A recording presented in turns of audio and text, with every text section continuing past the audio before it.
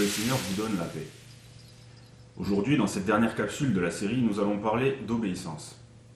Alors je le sais, c'est un mot qui n'a pas bonne réputation. Dans la société comme la nôtre, qui est prise de liberté, parler d'obéissance, souvent, ça met mal à l'aise. Elle est perçue comme une contrainte, une oppression, un obstacle à une réalisation personnelle, individualiste, érigée en absolu. Et même pour des religieux comme nous qui avons fait vœu d'obéissance, quand il s'agit de la vivre, c'est loin d'être toujours évident.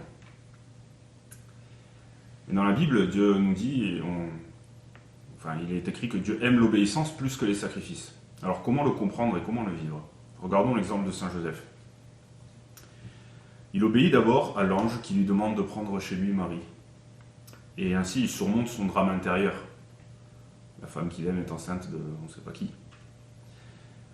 Et par la même occasion, il sauve Marie d'une mort certaine. Il obéit ensuite, pour la seconde fois, quand l'ange lui demande de fuir en Égypte. Il ne sait pas pourquoi l'Égypte.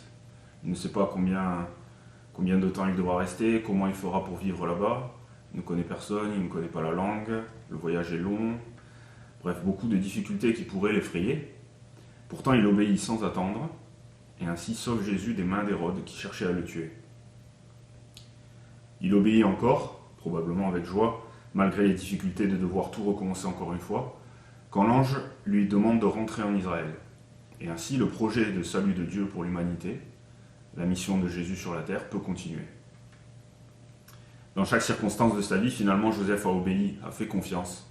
Il a toujours choisi de faire sienne la volonté de Dieu. Le pape François dit même, dans Patrice Cordet, que c'est à l'école de Joseph que Jésus a appris l'obéissance au Père du ciel. C'est parce qu'il a eu un tel Père terrestre qu'il pourra choisir de faire la volonté du Père céleste jusqu'au bout, lors de la Passion, qui pourra dire au Jardin des Oliviers, non pas comme je veux, mais comme tu veux. Alors nous aussi, mettons-nous à l'école de Saint Joseph, méditons sur son obéissance, et demandons-lui humblement de nous l'enseigner, et de nous faire grandir toujours plus sur le chemin de la sainteté.